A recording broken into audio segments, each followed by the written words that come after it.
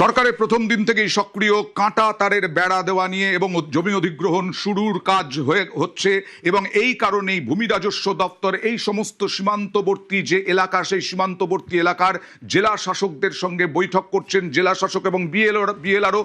কারণ কত জমি দরকার বিএসএফ এর কাঁটাতার দেওয়ার জন্য। সরাসরি চলে যাব প্রতিনিধি সোমরাজের কাছে। সোমরাজ, কত জমি দরকার, কি বলা হচ্ছে এখনো পর্যন্ত এবং কতটা এরিয়া কাঁটাতার নেই?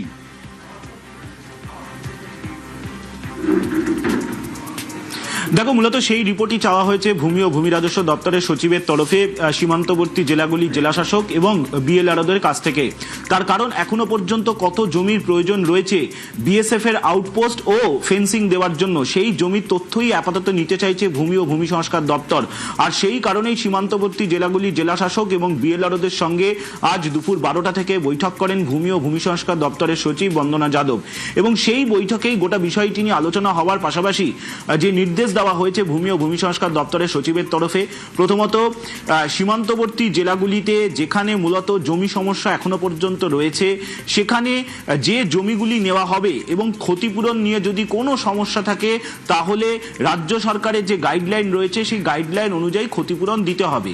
দ্বিতীয়ত, বিএসএফ এর সঙ্গে সমন্বয় বৈঠক করতে হবে আউটপোস্ট এবং ফেন্সিং দেওয়া নিয়ে, এবং সেই সমন্বয় বৈঠকটি করবেন সংশ্লিষ্ট জেলার জেলাশাসক বা প্রয়োজনে এডিএম এলআর বা বিএলআরও করতে পারেন সমন্বয় বৈঠক। কারণ এক্ষেত্রে বিএসএফ কোন কোন জায়গার জমি চাইছে আউটপোস্ট করার জন্য এবং ফেন্সিং দেওয়ার জন্য, তারা কোন এলাকার জমি চাইছে, কতটা জমি চাইছে, এই কারণে সমন্বয় বৈঠক করতে হবে। আর তৃতীয়ত, জমি হস্তান্তরের জন্য প্রয়োজনীয় প্রক্রিয়াও শুরু করে দিতে হবে। তুমি জানো ইতিমধ্যে মুখ্যমন্ত্রী শুভেন্দু অধিকারী তিনি 45 দিনের টার্গেট বেঁধে দিয়েছেন। এই 45 দিনের মধ্যেই বিএসএফ কে পুরোপুরিভাবে জমি হস্তান্তর করতে হবে।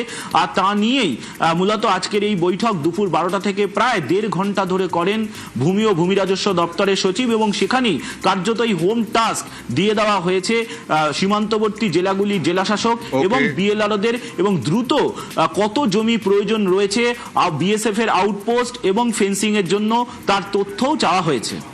বেশ, সঙ্গে থাকো সোমরাজ।